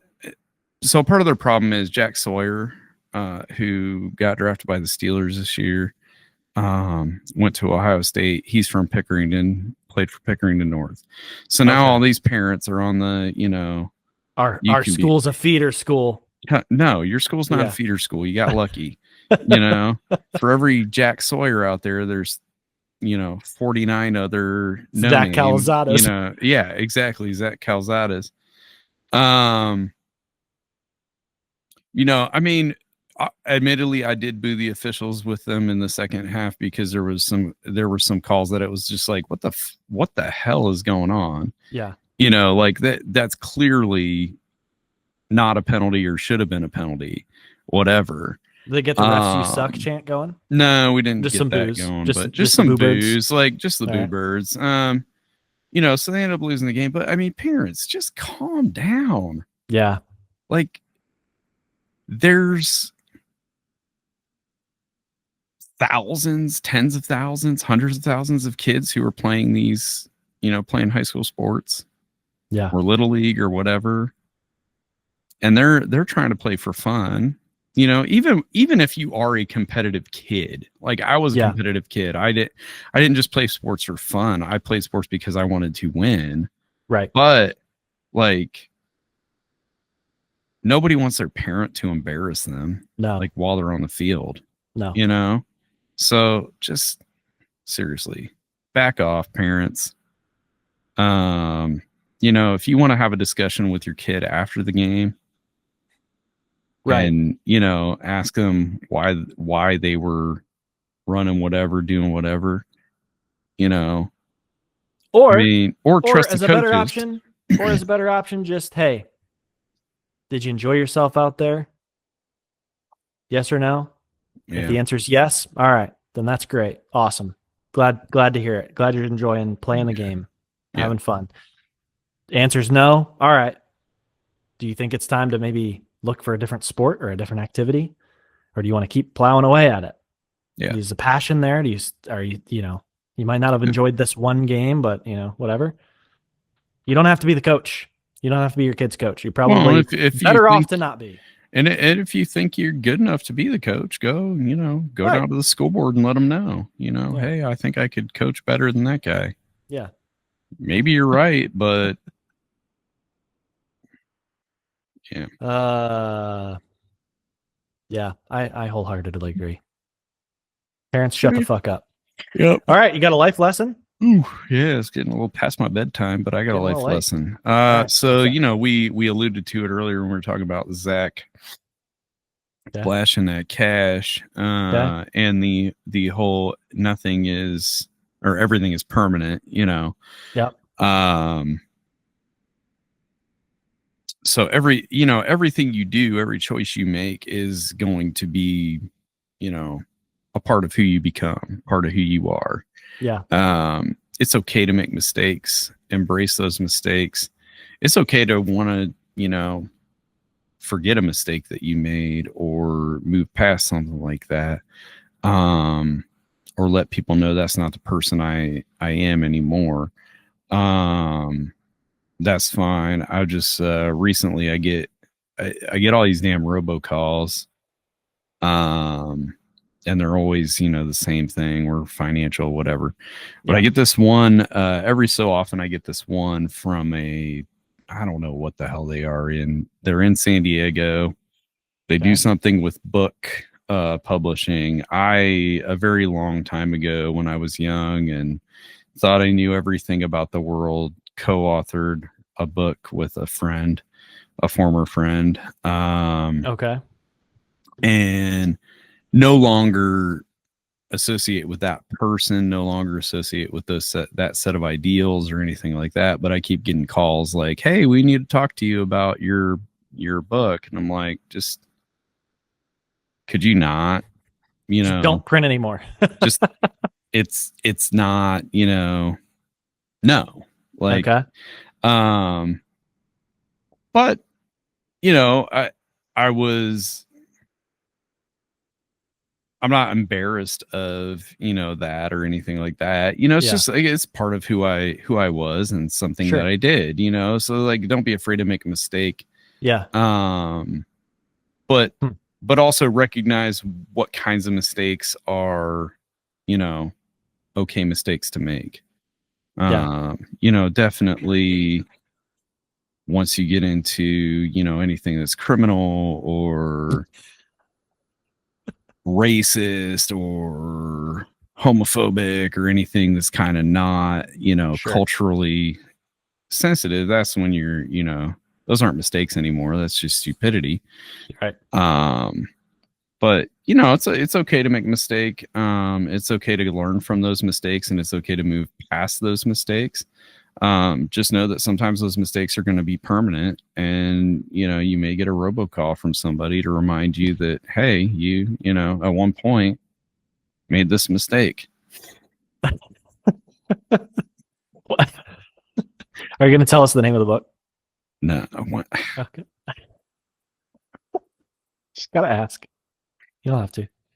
It's like I said. Sometimes you'd rather forget that you made mistakes. Yeah. You know what's funny? Like, I appreciate you saying that though, because I think one of the little like psychological roadblocks for me has always been like the having to get it right.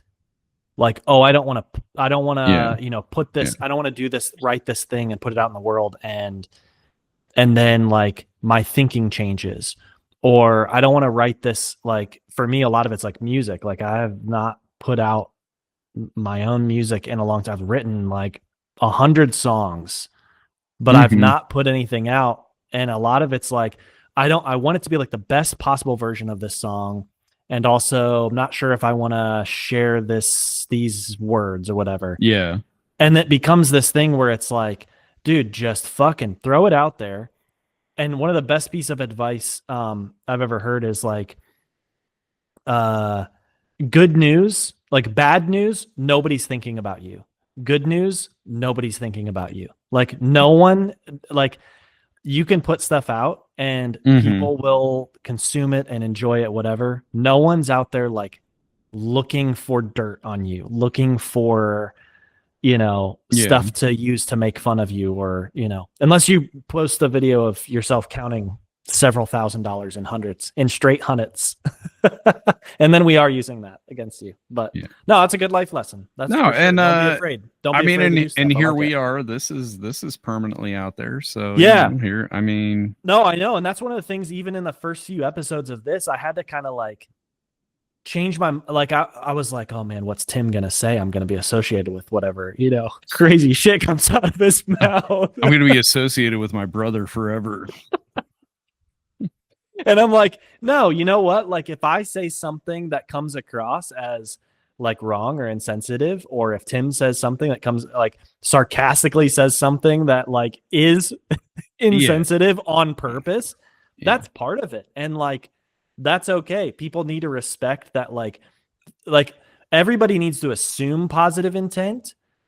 And when there's something that doesn't come across, address it. And if the person's like, I feel like you and I are both confident enough in ourselves to be like, let me reflect on that. Yeah. And if we feel like we were in the wrong, hey, you know what? Yeah. Like that probably wasn't the best way to say that or whatever, you know? Yeah, and two, I think like you're like, oh, it's a reflection on me. Like what I do and what I say is a reflection on me and who I am. And you're free to disagree with that. And just because we're brothers and just because we do a podcast together doesn't mean that, you know, everything that we say or do, the other one is, you know, 100% on board. Fully endorsing. And it's not a reflection necessarily, you know. I mean, it's like I think that's a hard thing, I think, for kids. Like, I know when we were kids, it was very much like you're a reflection of your parents. Like anything you do at school, anything you do in public, like it's a reflection of your parents. And I've started to realize through like my own life and then through teaching and working with kids from all kinds of different backgrounds, and like having met parents or grandparents or whoever their caregivers are. And it's like, you're a reflection of you. Yeah. You know, like, and also when you're a kid, you're a reflection of being a kid. Yeah. And I mean, you can have like, I mean, I've talked to some parents where I'm like, man, how is your kid acting like this regularly in school when this is who you are? And it's like, I have to sometimes separate myself from that mentality of like, this isn't a reflection of you as a parent. This is choices that your kid is making. Like, I want to make you aware of it so that you can try to help them with it, but don't think like, you know, and I think I probably should do a better job of making that clear to parents is like, I don't think you're a shitty person, or, you know, this is a reflection of you. Like, clearly your 9-10-year-old is capable of making these choices. Right. You know, how can we work together to help them make the right choices? Yeah. Dude, that's even like you're saying that, and I'm thinking of like Andrew goes to story time at the library every week, and there's parents of like the age for the group is like 2 to 5, and there's sometimes younger babies and stuff in there too. But like even kids, like parents will be like embarrassed of their like 2-year-old doing certain things. Like, dude, they're 2. They have no thought. They have no. It is all impulse. And they're 2. It's fine. Like this has no bearing on you as a person or a parent. Like, I don't know. Don't be embarrassed of. If they're like on a phone or a tablet, that is on you as a parent. Well, you know? For sure, like, but I'm saying like. But I mean, if your 2-year-old comes up and like one thing I think of is like the younger kids, like, I'm fat, I got a big beer belly. You know, a 5-year-old will be like, why is your belly so big? Like, that's not them being rude. That's not them thinking about it. That's not, and that's not like bad parenting. That's just, it's a 5-year-old, you know? And I'll just say, hey, because, you know, some days Mr. M eats more Oreos than he should and doesn't go outside and walk as much as he should. You know? You don't get this body by, you know, doing the right body things. by Oreo. Body by Oreo. Yeah. Oreo Hashtag not sponsored. Yeah. Nabisco, anyway, where are you at? Let's get. Let me get you. No, they're owned by Mondelez now. Oh, Mondelez, that's right. Yeah, you got to keep up with your big 5 food conglomerates. If you were a fatty, you'd know that. I love. You'd know which company was poisoning your body. Dude, I love Amy's real big into like no artificial flavors and colors and stuff like that, like food dyes and stuff. And so I've become more conscious with it. And I'm like, I'll look at it. I'm like, why does this eggnog? I got eggnog and I'm like lactose intolerant. I have a major intolerance to lactose, but I've found that my stomach feels a lot better when I drink lactate or whatever. What? To be intolerant of lactose? Sorry, that's like a hashtag tolerance. That's a right-wing dad joke. Like, that's not very progressive of you. So I get like Lactaid makes eggnog. I was like, hell yeah, some fucking lactose-free eggnog. Now I can drink eggnog in peace. So I grabbed some eggnog. You're not a big eggnog fan? No. Really? I like rum. Okay. All right. Well, I don't like eggs in general. Like that's really. Yeah, I'm not a huge egg fan. Okay, interesting. Well, this eggnog has red 40 and like yellow 5 in it. I'm like, why? Why are you coloring? I don't care if the eggnog comes out white. Like, that's fine with me. Why are you spending more money to put something that no one's going to care about? It's dumb. Anyways, and then I got like store brand, like Kroger brand Cool Ranch Doritos. Dude, I'm never getting those again. I was looking at the ingredients and nothing was food. It was like all like chains of I was like, what is this, man? It's so addictive. I was like, shovel more into my mouth. My Wikipedia history. It's time for that. Speaking of liberals, first one on here. So last week I ended on Ross Perot. We're taking a hard turn left. And Zohran Mamdani, the mayor-elect of New York City, Oh, he's turning your kids communist and Muslim. That's right. That's right. The Muslim communists are coming for New York City. Oh That's my right. goodness. Like, first of all, it's kind of funny how the same people who are trying to push their religious bigotry and their ideals on people are worried about a religious guy pushing his ideals on people. Right. Like, yeah. The same people who want to ban same-sex marriage and abortion because their Sky Daddy told them it was wrong. Sky Daddy? Sky Daddy? Yeah, that's what we in the atheist community call the deities. Sky Daddy. Sky Daddy. Yeah. I've never once heard that in my entire life. That's so funny. So it's funny though, because Sky Daddy, right? I've heard it for all these years, and like I'm like, whatever. And then when I recently became fully atheist again, I was like, Sky Daddy, that's hilarious. And I was watching some video where they're talking about like the evolution of gods and like the ideas of gods, and Jupiter, the Greek god Jupiter means Sky Daddy, Sky Father. Yes. Anytime I'm out stargazing Jupiter now, comes I'm gonna from be like, oh, there's Sky Daddy. comes from the Greek words for Sky Father. Oh, so yeah, Sky my Daddy. gosh. Yes. Anyway, I just it's there's a lot of reflection. What do they call it when you're projection? Yeah, There it's a you lot go. of projection. Okay. Oh, for sure. You know, this guy's gonna religious fanaticism. Oh, really? Oh, yeah. Right. Wow. I mean, brought to you by the Crusades, right? Like, Yeah. speaking of medieval torture, yeah. My middle school, the mascot was Crusaders, Light and Life Christian School, the Crusaders. And the more I learned, I was like, that's kind of not appropriate for children to go to this school. And like, well, what are Crusaders? People, just a group of people that brutalized like tens of thousands of. But the irony of any non-Catholic Christian school calling themselves the Crusaders. Also that. Like the Crusaders were all Catholic. They were roused to war by the Pope to go defend the Holy Land. Like you can't be a Lutheran Crusader. Like that wasn't a thing. Yeah. You're not a. I'm sorry, there were no Pentecostal Crusaders. Like none of the Crusaders were speaking in tongues. Yeah. None of the Crusaders were like, well, if you ask Jesus into your heart and you come to church 3 times a week and you give 10% of your income.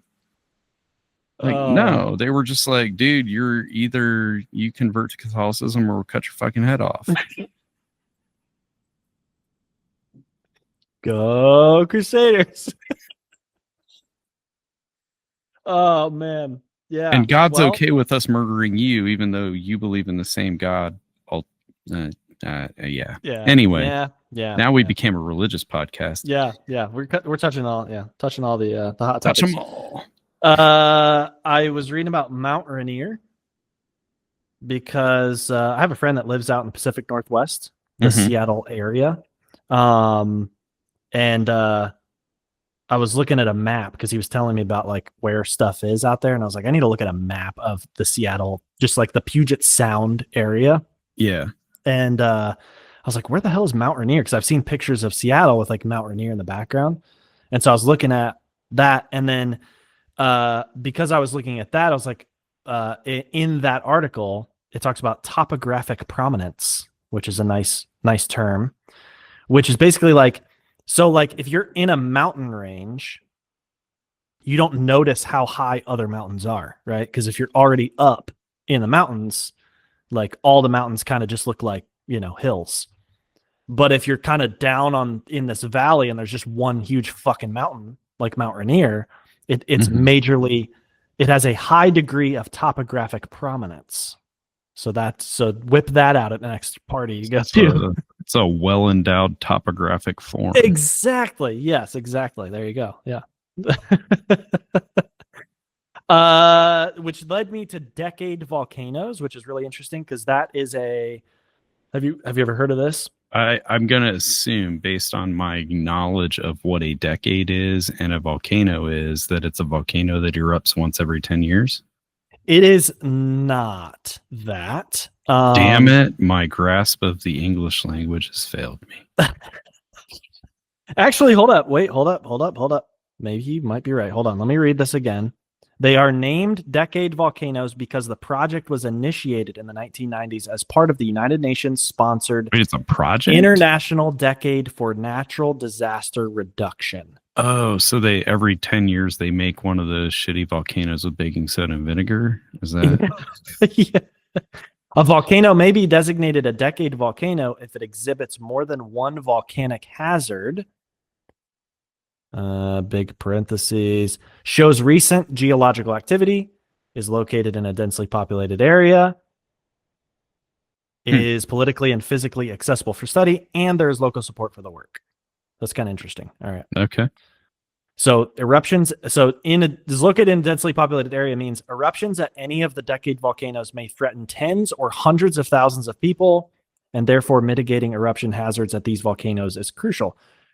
Of which Mount Rainier is one. This is basically a ticking time bomb right next to a massive metropolitan area. I don't know if you kind of know that, but yeah, Mount Rainier sitting right there next to Seattle is basically like. So the Mariners better win while they can, right? I know. While there's still a Seattle to represent.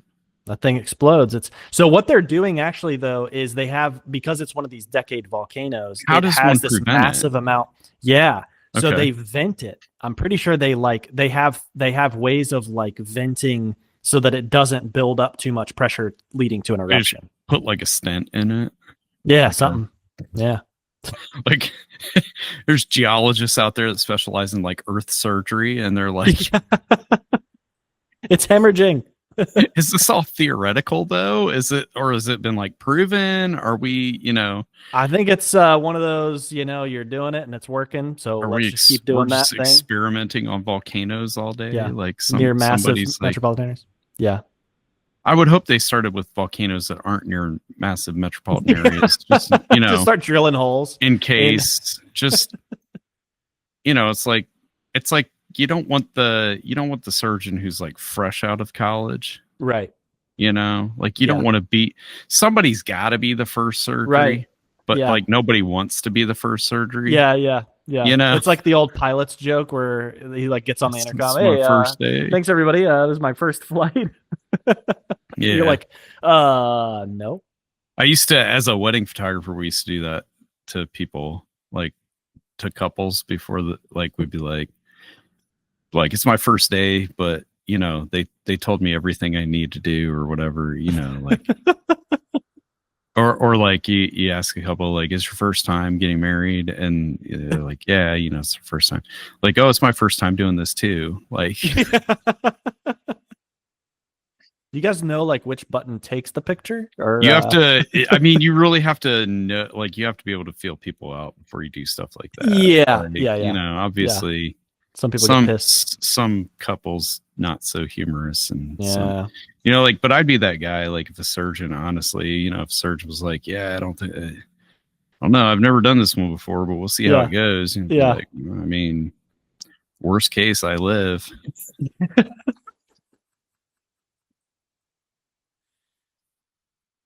Which could also be the best case because I mean, you'd have to pay me some.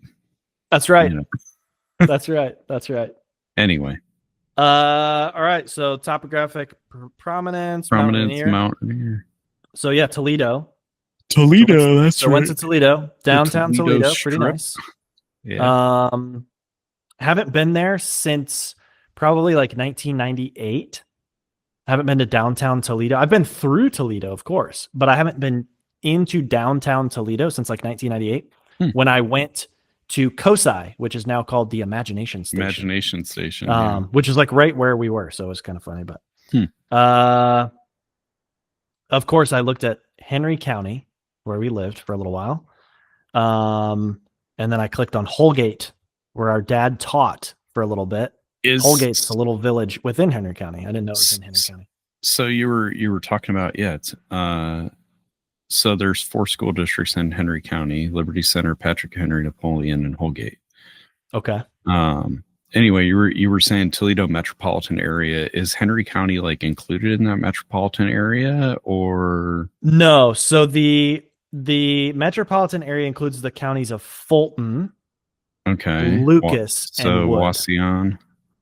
Okay. So and Bowling Green. I think, Bowling right? Green, Perrysburg, yeah. Yeah. So those big ones. What's the other one? Archbold is a big one. Archbold that's in Williams County. No, Fulton County, I remember, is a big fair. Fulton County, yeah, I think Fulton County is Wauseon. Yeah. Which, Greater Toledo area has strong ties to Metro Detroit, located 40 miles north. And dude, I'm telling you, it's a suburb of Detroit. Toledo's a suburb. Two of our teams, farm teams, are